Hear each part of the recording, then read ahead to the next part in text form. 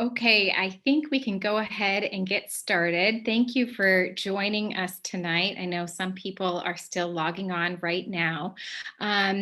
Si quiere escuchar en español, por favor, usa el globo el globo que tiene para escuchar en español. And if you'd like to listen in two keys, use the globe, but use the option that's titled French, and you can actually listen in two keys this evening for those that are interested. So I am going to go ahead and hop into our presentation. So good evening, everyone. If I haven't met you yet, my name is Jordan Mills, and I am the incredibly proud principal of Bridgeport Elementary. And I'm joining you tonight with a few of our staff who are here to share and also answer some questions in the Q&A, which I'll tell you about in a minute.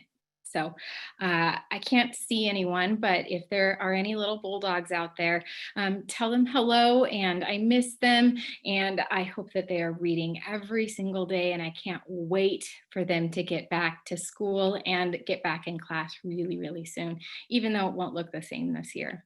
So the purpose of tonight's meeting is to continue to clarify what the upcoming school year will look like for your student. So I'll do a bit of review for those of you that may not have attended some of the previous district meetings. And then I'll talk a little bit more in detail about Bridgeport specific information. And at the end of the meeting, I will speak specifically to our TWE programming. And I don't anticipate that this will be a full 90-minute meeting. Next slide, please.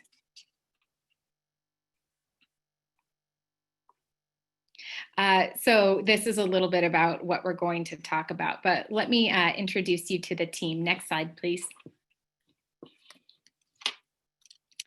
So if you're new to Bridgeport, welcome. And if you're not, welcome back. If you don't already know, Bridgeport is a truly special place. It's a community that's really unlike any other community. Our families are wildly supportive and absolutely passionate about a high quality experience for their students. And our staff has really, really high expectations, not only for their students, but for themselves too. Our students are so warm and caring and really, really resilient. All of this makes me absolutely confident that even in spite of these incredibly challenging circumstances that we're facing this upcoming year, our students are going to make tremendous academic and personal growth over the course of the next several months. Next slide, please. So I'd like to start by introducing you to a few of our staff members. So again, I'm Jordan Mills, and I'm the principal of our school. Not to be confused with Jordan Carr, our school counselor and psychologist. He's on the call tonight and will be sharing a little bit about our social emotional supports. If you ever call Bridgeport needing help, just ask for Jordan and somebody will get back to you. Next slide, please. I'd also like to introduce you to our front office staff. We have Itzia Rule and Kathy Garcia, and both are happy to help with anything you might need or direct you to the person who can help you. So call our office anytime, and we have folks that are bilingual in the office and can help speak in Spanish or English if you need support. Next slide, please. Also joining us tonight, we have Laura Resnick, our instructional coach. She's a teaching expert who happens to be very skilled with technology and is working with our staff to prepare for the upcoming school year. And also Vilma Madrigal is here with us, and I'd like to announce that she will be serving this year in a new role as our family partnership advocate, also sometimes known as a community liaison. And she will be the person who coordinates many of our services this upcoming year. And I'll tell a little bit more about what Vilma will do on some upcoming slides. Next slide, please. So Tonight, we will attempt to answer as many questions live as we can. So we'll follow up later with questions that we missed. So use that Q&A button that's down at the bottom to type your questions. If you didn't sign into the webinar with a name or an email address, you might consider leaving it after your question. So in the case that we can't answer it tonight, I can follow up with you afterwards. Next slide, please. So before we go any further, I'd like to spend a minute clearly articulating our focus for the year. So as mentioned, even in spite of all of these challenges that are headed our way, our students are going to make some excellent growth this year. And I really believe that prioritizing these particular elements is going to help us achieve that growth. So the first goal is really to make our instruction and our teaching more accessible by making it more predictable and consistent for our students and our families. So we know that one barrier last spring was navigating different kinds of assignments and technology that varied a lot from day to day. So we aim to reduce that barrier and increase access for families by making our teaching and our assignments a little bit more predictable and consistent. So secondly, we really want to emphasize the importance of student engagement in learning. So kids can't learn if they aren't participating in a meaningful way. And what you'll see throughout the fall plans are opportunities for students to connect with their teachers and with one another so that that engagement can also increase. And we also know that students can't and won't learn if they don't feel emotionally supported. That has to come first, right? So this is a stressful situation for all of us navigating this time, adults and kids included. And supporting kids' emotional health will be really kind of the foundation for all of the academic work that we do over the course of the year. And lastly, I just wanted to mention that we're going to keep literacy and language development really at the center of all that we do. And literacy includes reading and writing and speaking. And language development applies to all students, even those that aren't learning a second language. So some folks will say, when I say this, they'll say, well, what about science, or what about math? And those are incredibly important content areas. But what we know is that you also need to have strong reading, writing, listening, and speaking skills in order to be able to articulate mathematical concepts, right? And so we also know that students need to be reading on grade level at elementary school, because what that does is it actually really predicts how well they'll do in high school and in college. So that's why those things are going to be our focus areas for the upcoming school year. Next slide, please. So at the meeting last week, at our district elementary meeting, we talked through our daily schedule. So I want to go through it again, and I'm happy to answer more questions at any point around details, but I won't go into incredible depth since that happened last week. So one of the most important features of this schedule is that every day starts at 8:30 with a class meeting. And this class meeting will be a time for students to connect with other students and to connect with their teacher and to communicate and share. And it will also be a time for students to learn skills around social skills and ways to care for themselves and for others during this challenging time, and just in general too. So establishing that routine of that daily class meeting is what's going to help set kids on the right track for their learning for the rest of the day. And you'll see that this happens every single day. The schedule that I'm showing you right now is the Monday, Tuesday, Thursday, Friday schedule. The Wednesday schedule is a little bit different, and I'll show that to you in a minute. So one thing you'll notice on our reading and writing time, which is also known as literacy instruction, sometimes you'll hear people say the literacy block, and what they mean by that is reading and writing.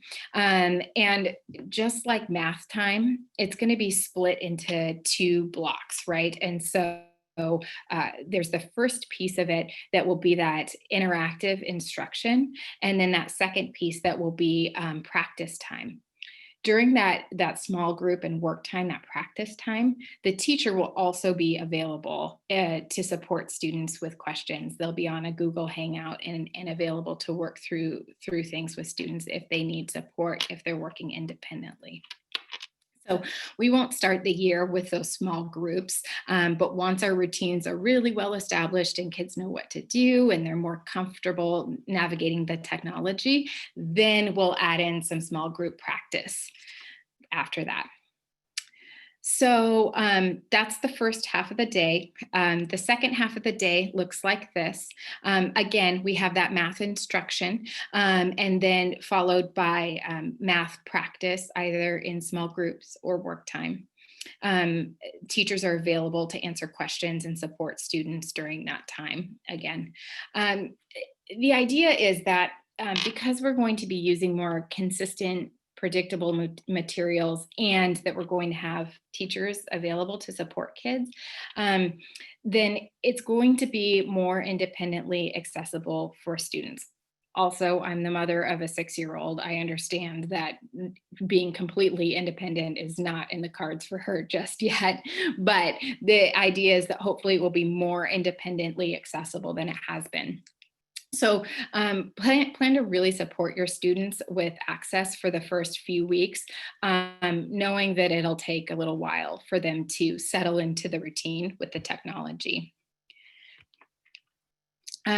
One important note that I want to say is that the schedule will look like this for all of our students, regardless of if they've chosen 100% online or hybrid for the first 9 weeks of school, and until it's safe for us to go back to school. When we go back, the pieces of the schedule will be the same. However, the exact times of day may change some, depending upon how our schedule here at school is organized. So for now, we'll use this schedule and navigate those changes if and when we meet the governor's metrics and are able to return to school. So one thing, next slide, please. Next slide, please. Yes, there we go. Thank you. So let me show you a little bit about the Wednesday schedule. The Wednesday schedule, again, we want to continue with that consistency. So we'll still have a class meeting in the morning with students. However, this is the day that teachers will be working to prepare a lot of the online material. And so they will not be live instructing during on Wednesdays. So on Wednesdays, students will have assignments to complete independently over the course of the day, and we'll have a recommended schedule. So if you would like to maintain that same schedule for your student on Wednesday, and that works for your family, that would be a really good option. However, if you'd like to be more flexible on those days, there will be an opportunity for students to work asynchronously or not on the same track during that day. So one thing I didn't mention on the other days that I'll point out is that from 1 to 2:30, students will have schedules that may vary a bit from student to student, depending upon their needs.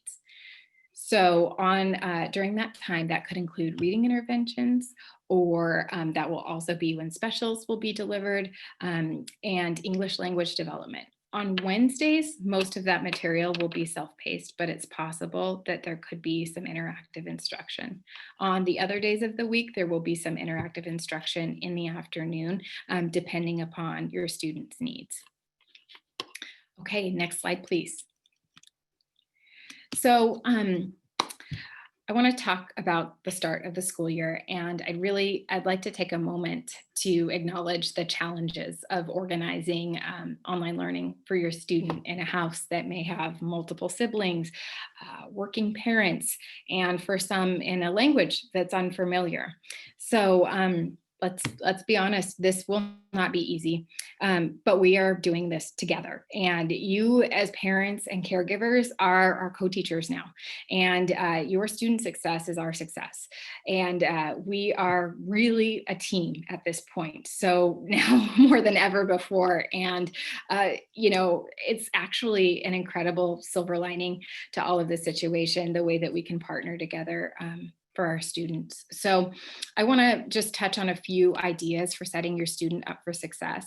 The first is really to help them create a space for learning, potentially even two, depending upon your situation. So a desk is great if you have a desk, but so is the kitchen table or the coffee table or any other surface or corner or space that you have.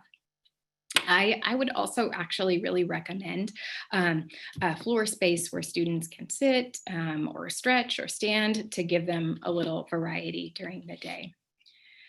So the second item is really about sticking to that routine. And I know I've already said it a couple of times, but I really believe it, that after many months of sleeping in, this is going to be a huge adjustment for many of our students.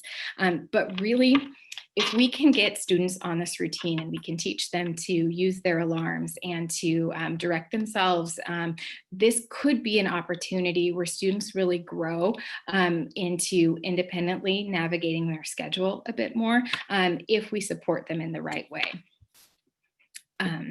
The last little tidbit I'll mention is about becoming familiar with Canvas.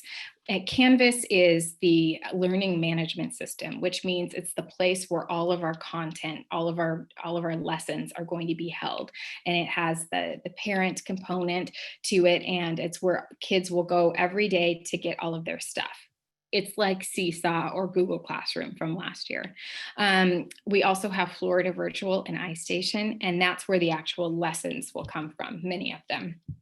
So there are going to be, and I think you should be getting information very soon, several family trainings or opportunities to learn about Canvas and our different materials starting next week. So those dates came out about a minute or two before I hopped on to this meeting. So we'll get those to you as soon as possible.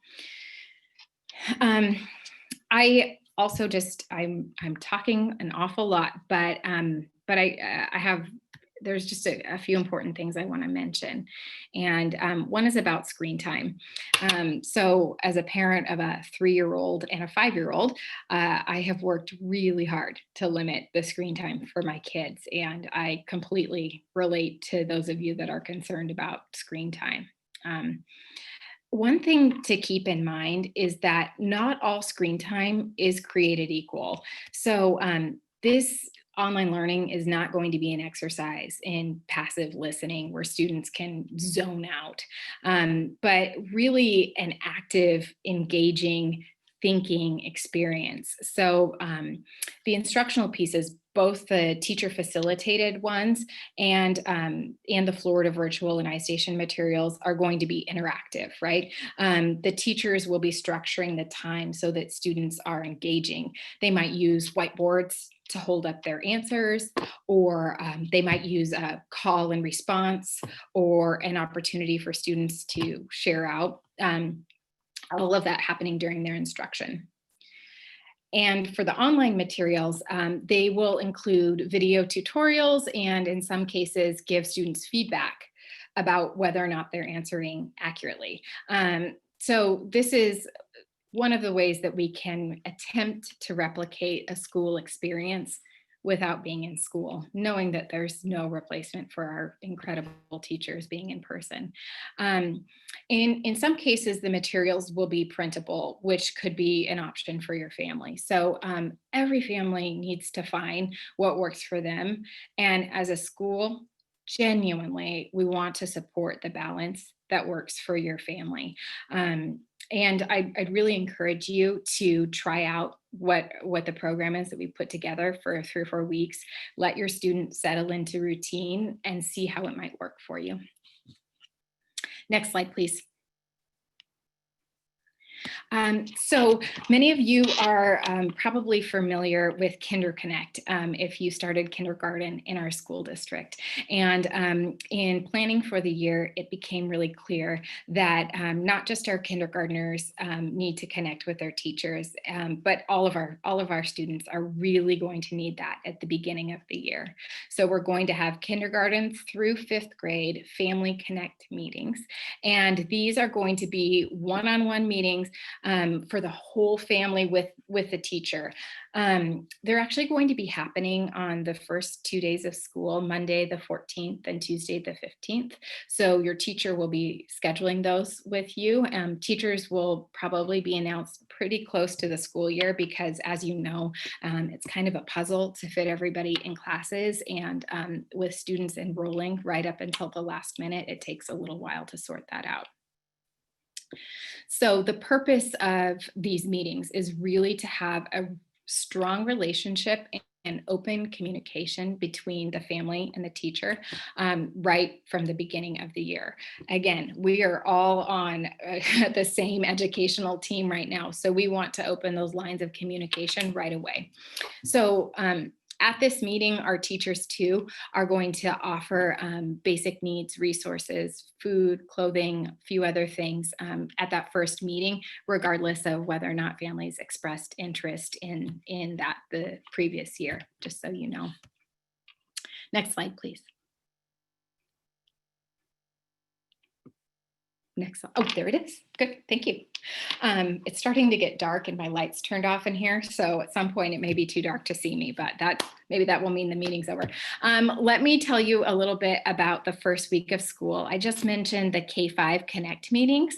And so that will impact our first week of school a little bit. So take a look at this slide here. Monday, Tuesday, and Wednesday of that first week, kids are going to start their morning with interactive class meetings at 8:30. They'll do their social emotional learning, connect with their class, and their teacher will give them instructions about what their day looks like. Then for the rest of the day, on just those 3 days, they're going to complete other independent activities throughout the day. They will not use that schedule that I showed earlier for the first 3 days of school, where they're having that interactive reading and math instruction. And that's because that's how our school year usually starts off, is an opportunity for students to do. It'll be a lot of learning the rules and expectations and sharing about themselves, learning how to use the technology that'll happen for those first few days. That's also the time when the families will attend these virtual meetings. They will not be in person. These one-on-one connect meetings at the time that the teacher previously scheduled. Starting on Thursday of the first week, that's when we'll jump into that schedule that I showed you that starts with, again, with the class meeting, and then with reading, and then with math, and so on for the rest of the day. And that will be the schedule that we keep for the rest of the year. So one thing that I wanted to mention while I was thinking about it is that there have been some students are going to be placed in classes by grade level, obviously, and by TWE or English. And we'll know those placements right before school starts. At grades 2 through 5, students are also going to be in A-B cohorts if they've chosen the hybrid model, and those will be organized by last name, A through L and M through Z. If students live in the same household, if they're siblings in the same household with different last names, then we will place them together in the same cohort, even if they fall in opposite ends of the alphabet. We are also taking requests for families that have childcare hardships or transportation hardships. And so please send those requests to me, and know that we will do our very best to honor them. And in every case, we may not be able to honor all of the requests depending upon the sizes of our classes and the makeup and so forth. We really prioritize balanced classes. And so we'll do our best. Next slide, please. So arriving in your email inbox at any moment is a school supply list. this is the supply list that we are going to use for this first 9 weeks and for as long as we're at home. And then we'll continue to use those things once students return to school. So there are a few specialized items on the list that you may say and think to yourself, where on earth do I get that? Don't worry. We are going to have those things available at school if there happens to be an item that is unfamiliar to you. At school, when students learn math in particular, we have a lot of tools that we use to teach them. And again, we don't want kids only interacting with the screen. We want them to use cards and dice and Play-Doh and some of these other things that we know really help them learn. So you'll see a few unusual items on the list, and please don't worry because we'll have supplies available here for anyone who needs them. All of the supplies, or even just a select item or two if that you happen to be missing, you can come by school and we'll have an opportunity for you to pick items up on the week of the 7th, of September 7th. That will also be when kindergartners can come by and pick up their iPads and some other kindergarten information at that time.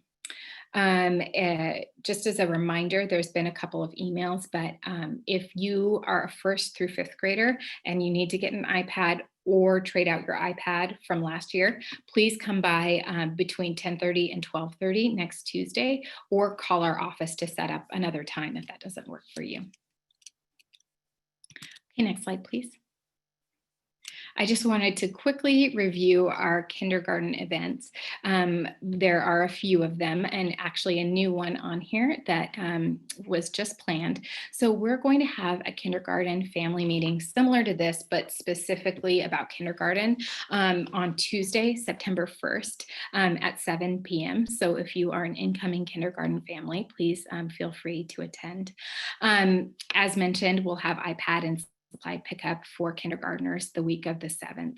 And then those Family Connect meetings will be on the first 2 days of school. Next slide, please. So back to everyone, not just kindergarten. A couple of things that I wanted to point out is that we have a technology help desk that is multilingual. So if you are running into issues with your iPad, please feel free to call the tech help desk at that number. Another important thing to work on teaching our students is really around that iPad care. This is an excellent opportunity to teach them responsibility without having to get a puppy, right? You really want to keep that iPad in a consistent spot and help kids get in the habit of charging it overnight. Avoid leaving it in hot places and avoid eating around it. These are all things that we know, but helping our students establish some routines and habits around this is a good opportunity to teach them some responsibility. I wanted to mention that this year we are really working hard to get Wi-Fi to families. We have hotspots, and we're also working to get Wi-Fi into homes. And we have a lot of excellent resources for really good Wi-Fi. So I ask you to please contact Vilma at her contact information is up there, phone or email, and she speaks Spanish and English and can help with any internet needs that you might have. Okay, well, I have officially spoken for a very, very long time. So I am going to turn it over to Dr. Jordan Carr, our counselor psych, who is going to tell us a little bit about social emotional learning and what his job at Bridgeport is. Next slide, please. Hey everyone, I'm Jordan Carr and I'm the school psychologist and school counselor at Bridgeport. One of the reasons why Bridgeport is so special is that even during this difficult time, we are going to be prioritizing social emotional learning and community building throughout the year. Social emotional learning is how we teach students to understand and manage their emotions, set and achieve goals, build relationships, and make good decisions. One of the ways that we're going to be doing this is through our class meetings, where students are going to get to connect with each other and get lessons to build specific skills such as self-awareness, self-management, decision-making, relationship skills, and social awareness. Another component of social emotional learning at Bridgeport is PACS. And PACS means peace, productivity, health, and happiness. PACS is a set of strategies that help students manage themselves and also work together to create a peaceful, productive learning environment. And one of these strategies that you're going to hear about a bunch are these vision charts. And vision charts are a cool way that kids work with their teachers and collaborate to make a vision of what that peaceful, productive learning environment looks like, feels like, and sounds like, so that they can keep working on that vision throughout the year. And lastly, we are going to be part of social emotional learning at Bridgeport is anti-bias instruction. And this is how we go about making sure our students respect and embrace each other's differences and act against bias and unfairness. So topics in this discussion will be, in anti-bias instruction will be important things like identity, diversity, equity, and justice. All right, next slide, please. So, like I said, I'm the school counselor, and counseling services look a little bit different at school this year during virtual learning. One of the things that we can do is individual check-ins and short-term counseling if a student experiences a loss or a new stressor. Another way that I'll be supporting students are through groups that focus on specific targeted skills. So if there's a need in a particular grade around a certain issue or problem, maybe we can run a fourth grade anxiety group or a group that focuses on another issue that we need some support with. I also partner with parents to support behavior at home, so can consult around work avoidance and setting up routines and things like that. And I can connect families to outside counseling services if we need that.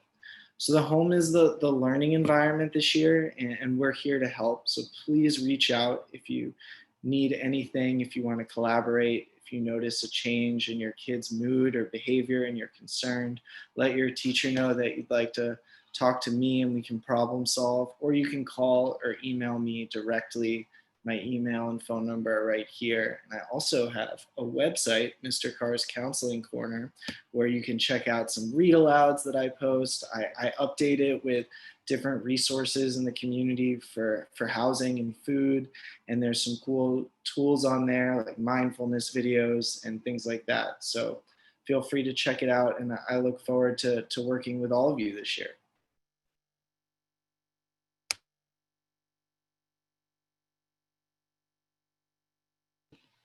Thank you, Dr. Carr. And now Laura Bresnick will talk to us a little bit about setting up our students for success in reading.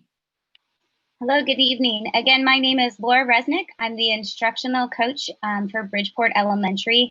What that means is that I work alongside our teachers to help build their craft, which trickles on down to your students to help improve their learning experience. During this time, I actually happen to know a lot about technology. I don't know if that's a blessing or a curse at this moment because of our distance learning experience. However, I'm helping build materials for teachers to help onboard students and families throughout this experience. We're hoping with the adoption of Canvas and Florida Virtual, we'll create a more consistent and predictable experience. So you can lean on me to help support you at home if you're having issues with accessibility in terms of how assignments are coming across. And I will be working with our teachers to help streamline that for you as well. But I did want to talk to you a little bit about reading comprehension today because as Jordan, or Principal Mills, let's be clear on our Jordans because there's two, as Principal Mills has mentioned, you will be our co-teachers and your students, your children, our students, we're all part of the team now. And we have literacy as a focus and a priority for a very important reason. It's the core of learning. And reading comprehension is knowing what you're reading. And we learn to read so we can read to learn. And in there lies a lot because it seems simple, but it's not. There's so much that goes into building reading comprehension for our students. we see down here in the yellow box where it says hearing and saying sounds. Essentially, a child cannot understand what they're reading if they don't know how to say sounds. And then we go up the ladder. If we don't know how to write letters or sounds and names, additionally, we won't know what we're reading. So there's an actual pathway to reading comprehension. But all along, we are building our child's and our students' vocabulary and their language comprehension. Next slide, please. So what does this mean for you? You will now find yourself potentially in the unique position of helping your child learn to read. And so as a school, we have been supporting our students from pre-reading all the way down to fluency. Pre-reading and early readers tend to fall in our pre-K to first grade band, second grade, and then transitional fluent readers is where we have our third and fourth graders. We offer Title I supports for all students. That means all students are receiving small group support, teacher support, assessment, and resources for their family at the level that is appropriate for them. So that means whatever level they're at in this area. We know how important it is for our students to be on reading level, which is why during this time we've put an emphasis. And we wanted to share with you all a little bit about what that trajectory is. So as you're working with your students and you feel, I keep saying students, your children, if you feel frustrated that they're not getting the main idea of a story, we can go back and look, well, where might some of those gaps be? If they're really struggling to read it, if they can't say the words, then there's going to be a real struggle to comprehend. And so with you working side by side with them along with us, our hope is to target those students and get them on the correct path. Next slide, please. So one last time, I cannot say how important reading is for your child right now. It requires little preparation at all. It produces excellent results. So if there's anything, if not for anything during this entire experience that your child is doing at home, please be reading to them, reading with them, or allowing them to read. And for our pre-readers, there are listening to reading apps that will be available for you. This is just as valuable as well. And at this point, reading in any language is appropriate. And we really, truly hope that if a child enjoys reading in one language versus the other, please keep it that way at home. We want reading to be a very enjoyable experience for them, and we will be working to target the other languages as part of our job. Thank you. Thank you, Laura. Vilma is here and available now to talk to us a little bit about our basic needs team and resources. So please welcome our new family partnership advocate, Vilma. Thank you, Jordan. Again, my name is Vilma Madrigal, your new family partnership advocate. So in the spring, our team was able to reach out to all of our families to make sure their basic needs were met. And that's our primary goal this year as well. As we spoke with families, we learned where the needs are. So thanks to all the support from our community, we're able to help with different resources. Each school now has a family partnership advocate full-time that can help you find resources you might need. And here at Bridgeport, it's me. So please come to me for support. I'm happy to find resources and be of assistance. At a district level, we have a team of people that are dedicated to supporting everyone in our community. The result is the basic needs team at each school. Some of the resources the team connects you with are Packed with Pride, which is food that's delivered to your home on Saturday mornings, or food that you can pick up at Tigard High School on Fridays. We have the Caring Closet, which is clothing needs for your family. We also deliver and hand sack lunches at Rolling Hills Apartments, Terrace View Apartments, and Tualatin Elementary, and that's Monday through Friday. If you'd like more detailed schedule with times, please contact me. And then we can also help you sign up for a free or reduced lunch using our online application if you need it. In the spring, we also found that families requested support with technology, and that is one of the focuses this school year, but there's more to come on that subject, so stay tuned. And like Jordan said, there's some trainings that will be happening next week. But we'll be sending more information on that. And if you need help getting internet hooked up, like Jordan said, please call me or email me, and I'm happy to help you with that. That's just a quick overview description of how our basic needs team is here for you. Please contact me. My email address is right there on the slide if you'd like to talk more about ways I can help you. Thank you, Vilma. Excellent. We are so excited to have you. Beth, would you mind, I had a chance to look at the Q&A. Would you mind if I addressed a couple of questions that have popped up in the Q&A before we hop into the PTO update so it's fresh in everyone's mind? Is that okay? I'm hoping that's a yes. I can't see you, but yes, that is great. Yeah, you're very flexible. Thank you. So I was hoping, Lisa, would you mind going back to slide 10? I fear that I made an error in terms of my my forwarding of slides. So all the way back to that daily schedule, that afternoon daily schedule. There goes my lights again. I want to make sure that everyone got a good look at that because almost there. We're almost there. Yep, there it is. Freeze. So that I can explain this well, because I forgot to ask Lisa to forward the slide, and so you didn't get a good look at it.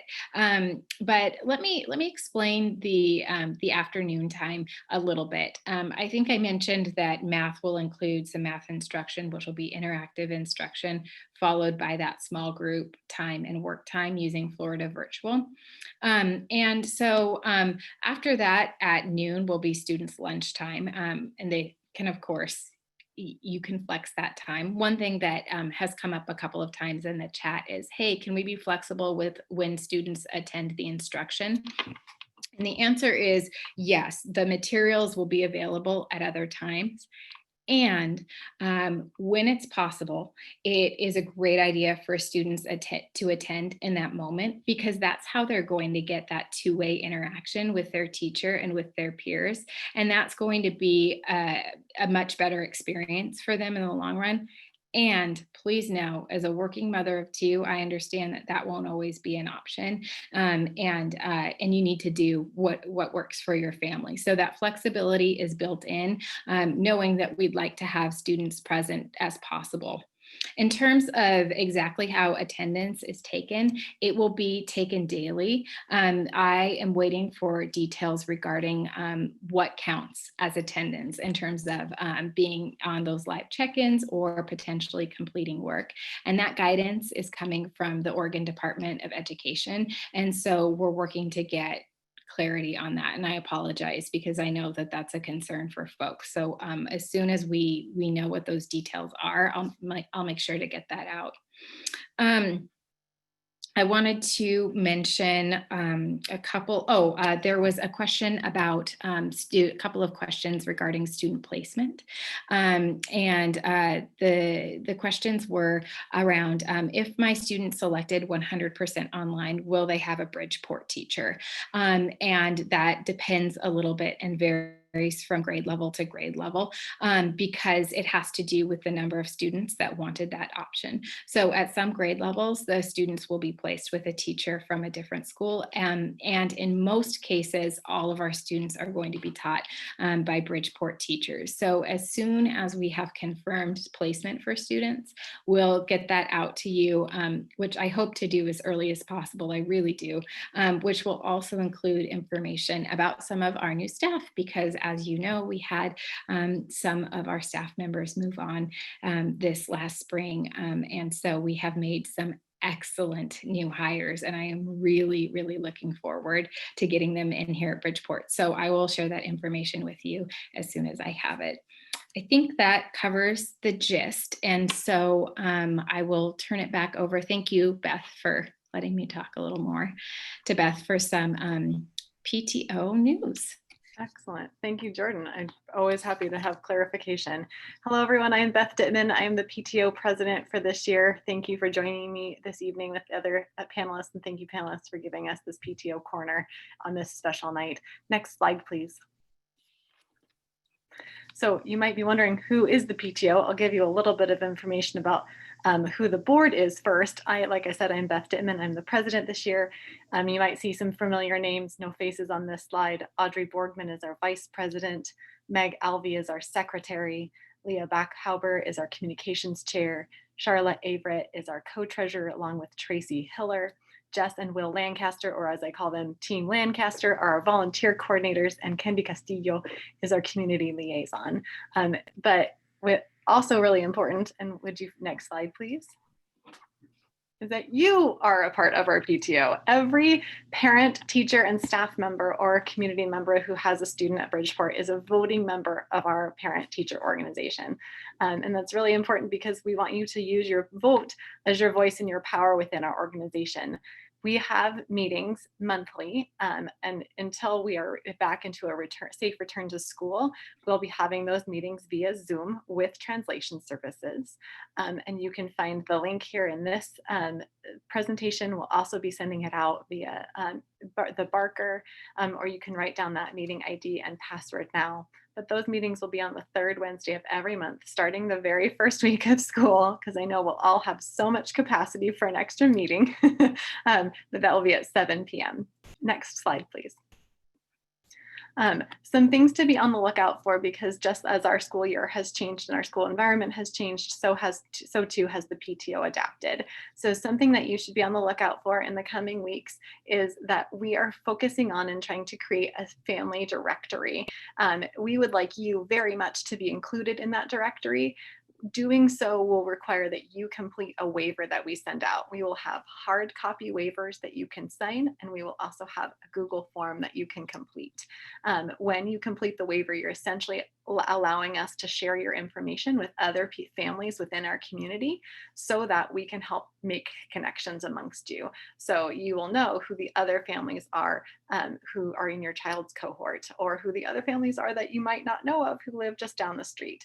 This is by no means because we want you to go be socializing in close distance without masks, but rather because we'd like for you to know. It's harder to know now who the other families are within our community when we won't be passing them at events or at drop off and pick up. So please, please, please, when you see the email and the communications about the directory come out, please do complete the waiver if you feel comfortable sharing your information so that we can help you make connections to one another and back to the school. Next slide, please. We also are doing a facelift to our fundraising efforts this year. Something that we noted as we thought about what our goals would be for this year is that we still really want to help our community connect with one another and feel a sense of camaraderie and connection to one another. And as we thought back and looked at the things that helped us do that, the fun run was something that really came up, and as well as the shirts that come along with the fun run. So we will still be doing some sort of a movement-based fundraiser this fall, but it will happen virtually, and you'll hear more about that soon. It will also happen later in the year, so a little later in October, to give us all a chance to get on our feet before at the beginning of the school year. We'll all have enough to do. We won't have extra time to do those.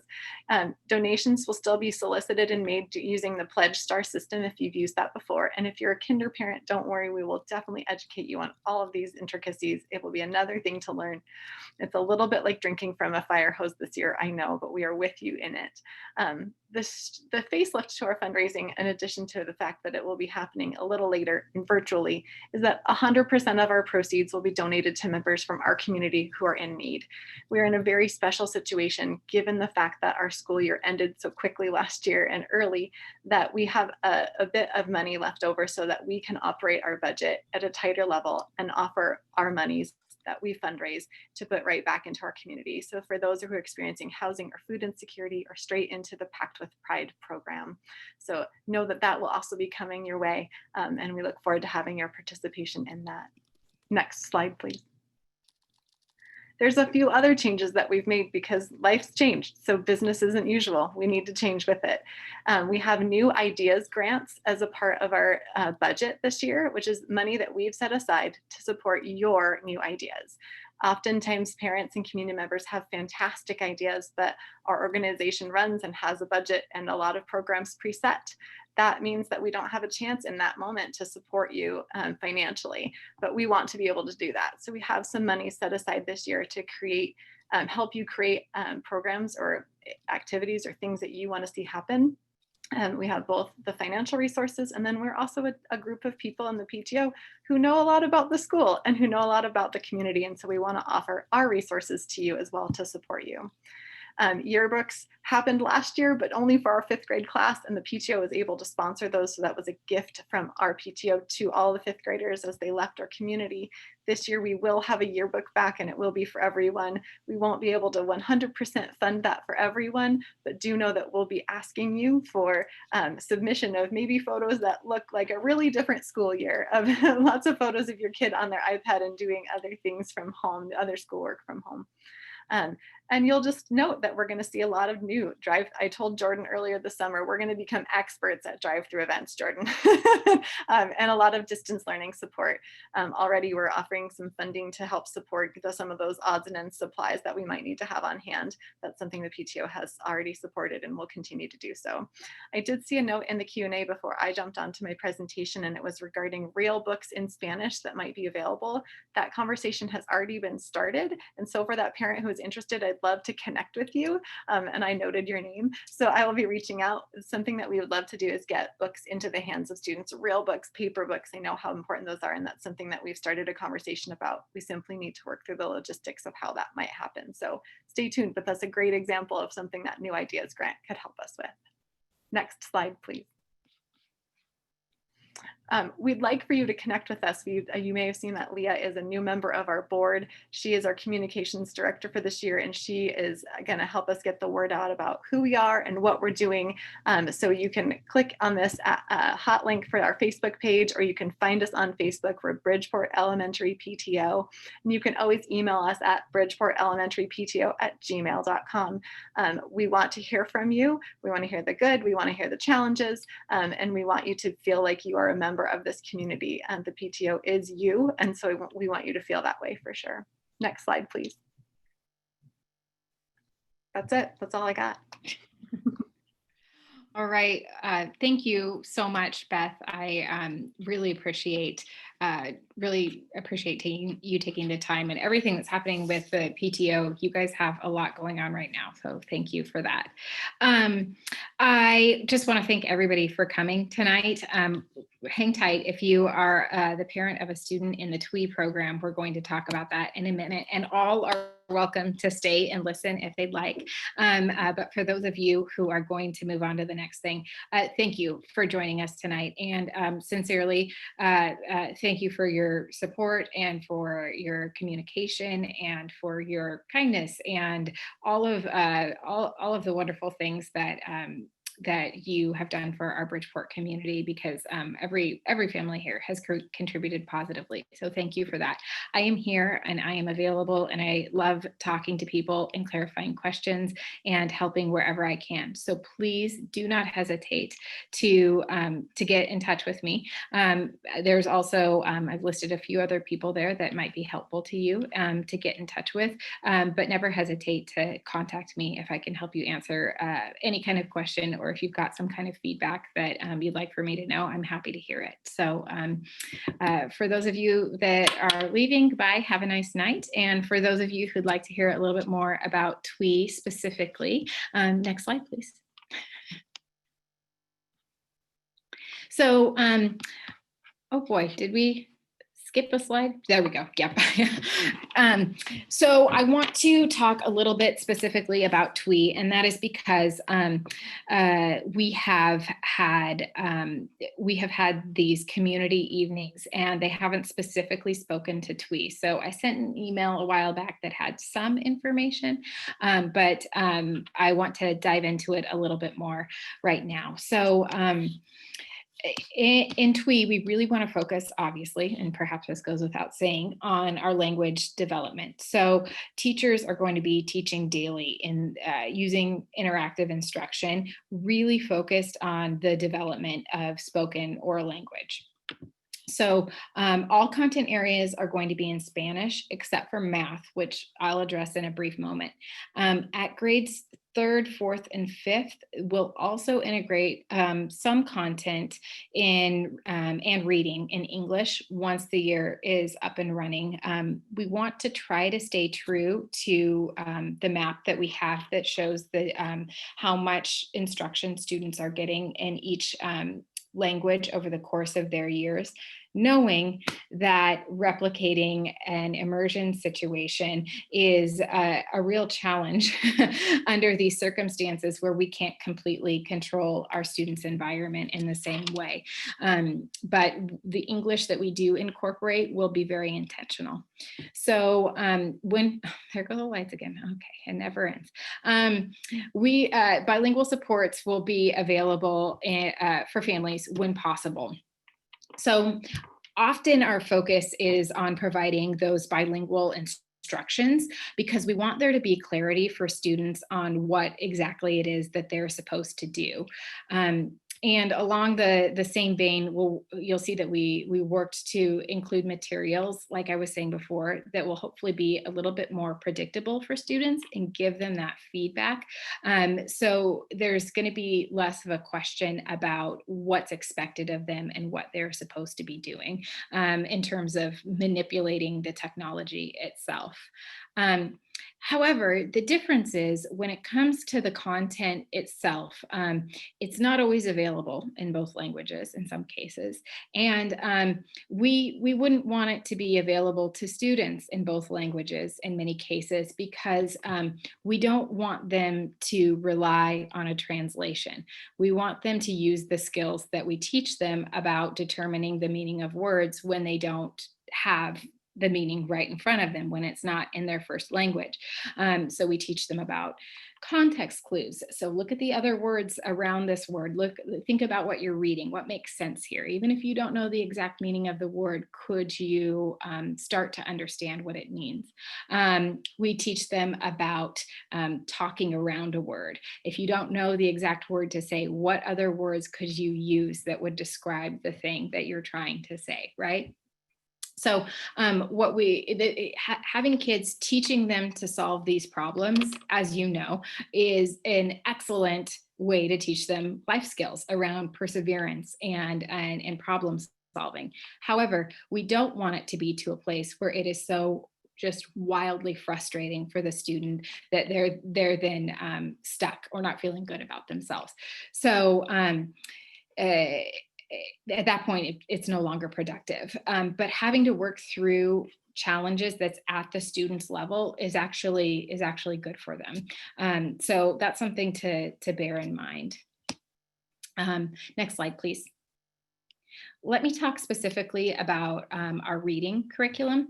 It's called iStation, and we chose this because, again, there's that consistency and predictability will make it more independently accessible for students. So this curriculum is just for TWE. It won't be used in our English only program because it's in Spanish. At grades 3, 4, and 5, there will be some use of the Florida virtual reading curriculum because, again, we're also going to be developing students' literacy skills in English in a really intentional kind of a way. So a common question that I'm hearing is it available in English? Can you have iStation in English? And it's only in Spanish. However, unlike last spring, there's some features that are going to make it more supportive for families who don't speak Spanish. One, again, is that students should be able to access it more independently because it will be at their level. It's an adaptive program, which means that it responds to students' needs by giving them lessons and putting them on a learning path that makes sense for their level. So it should be a good match for them, and we should find less of students struggling with something that isn't a good fit for them. It also gives them feedback. So students know if they're doing it right and the teachers can see how they're doing on the assessments throughout, and they will then know how to support students as individuals or in small groups. And again, those teachers are going to be doing that interactive instruction, and then they're going to be available during that practice time on iStation in order to support students. So when they get stuck, we want students to ask for help. So when we talk about teaching students the most important skills, during this time. One, yes, it's accessing some of those tools I was talking about around context clues and talking around a word. However, teaching students to ask for help and to advocate for help when they need it is a really important life skill. And so we want to encourage students to reach out to their teachers when they're stuck and say, hey, Mrs. So-and-so, I really need your help right now. And rather than doing it for them, which is my go-to move, we want to empower students to do it for themselves by supporting them and not just saying, hey kid, you're on your own, ask your teacher, but giving them some tools. For my daughter, that looks like me often saying the sentence and having her repeat it to the teacher, because that's where she's at right now. And hopefully eventually we won't have to do that anymore, but that's a starting spot. So so let me talk a little bit. I did want to tell you, sorry, one more thing before we move to the next slide, is that we are going to have some video resources available for iStation, just like for Florida Virtual, that you'll get a chance to take a look at the program itself, and then some preview events too that are coming up. Okay, let's talk about Florida Virtual Math. So, as mentioned, we are very intentional about the languages that we select for teaching students because it's important in their language development. And we've made an intentional choice about teaching math primarily in English this year. We want to, again, choose consistent, predictable materials so that our students can access it. And we really made this choice to do this in English because it's one of the ways that we can guarantee access to high quality, consistent math materials for our students. We want to make sure that math instruction is really solid all year long, and this is the best way for us to be able to do that. So in Florida Virtual, there is a read aloud option as well as an option for translation in cases that a student is still developing English reading skills or reading skills at all. And like reading, there's also going to be that interactive instruction component. And during that time, the teacher will work to make some connections in Spanish. So while they will be doing some instruction in English, they'll actually be doing some bilingual instruction because we want students to maintain that vocabulary and connection in Spanish so that when they continue to learn math the following years, that they will have maintained their math Spanish language skills. Okay, next slide, please. So, and I meant to send that out and I didn't, but I will. We have a resource list of opportunities and resources to practice in Spanish, which I have sent previously, but I will send it again. And this is a great option for families who are looking for more Spanish practice for your students or to kind of help get them ready for the school year again. So, also, I wanted to let you know that our lottery date is tomorrow for incoming kindergartners, and that by Monday, the 24th, we will notify you about whether or not you have made it into the program. And right now, actually, I was going to call on Tim Blackburn, who is our administrator for Title III programs, which means English language development and two-way immersion, and see if there were any common questions that came up in the chat during that time that he might be able to clarify, since I can't watch both at the same time. No, you can, Principal Mills.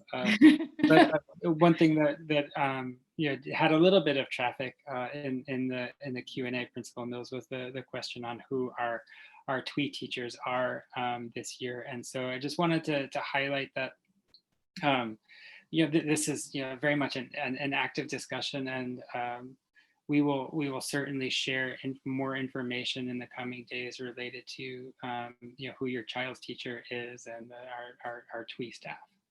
Yes, we are finalizing just the last couple of things, but we have hired some excellent people. So I promise to get it out to the community soon, any staffing changes that we have.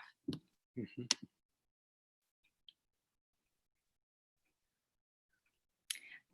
Was there anything else that came up? Just checking, we've had lots of questions around supplies and having manipulatives at homes and engaging things. And so we shared that supply list will be going out in an email this evening. I was delighted to hear in the presentation as well about the Spanish books. So that's exciting to have for tangible materials coming home. But I'm happy to attend to any further questions. Any further questions from our community? Thank you, Tim. I appreciate that. I'm just seeing one question on here. How many students will be in a kindergarten or first grade classroom? And that's going to vary some school to school. And I tell you what we have right now, and things are changing an awful lot. But what I will tell you is that we're planning now in 100% online for this first 9 weeks for everybody and beyond, to be able to have the right number of students in our class so that we can return to the hybrid model. So we're planning for that now, even though kids are online, everybody's online for the first several weeks and potentially beyond. But those class sizes at K1, we have actually hired an additional couple of kindergarten and first grade TWE teachers in order to reduce those class sizes so that we can safely bring kids to school. But the exact number varies a bit, and we need to get finalized before we'll know for sure exactly what they are. But it's within the range of absolutely what will fit in our classroom, and we've got more teachers in order to make that happen. Right. Just a new question that came in, just related to how we're dedicating staff to the 100% online program and dedicating staff to our hybrid. And so in response to the question that just came in from DH, how will the 100% online and classes differ, and are the teachers dedicated to each model? And certainly on the latter part, absolutely. Yes. Mm-hmm. Yeah, let me explain a little bit about this. This was a puzzle that we spent some time on over the course of the last weekend, figuring out how to do this. And so yes, in terms of the differences between the programs, certainly while everyone is online for the first 9 weeks and beyond, there are no differences. They will look exactly the same. And so there is no there's no difference. Once students come back to school, the obvious difference is that some children will be in school and some won't be. And so the kinds of activities will vary some depending upon whether or not students are in school or not in school. But until that happens, it looks the same for everyone. The way the classes are made up is that in many cases, the teacher is teaching only hybrid students, only students that are online. And in some cases, they have one cohort of each. And so it's the same number of children. And when we return, those students will remain online, and then the other students will be in the hybrid program. But all the class sizes, that doesn't change the size of the class. It's one full class, but just split into 2 cohorts. I think that it answers your question a little bit about the teachers being dedicated to one or the other. In some cases, they have students from both strands. And like I said, the 2 programs look identical until we go back. And when we do, we'll be able to cohort students appropriately. Cohort meaning group into smaller groups. All right.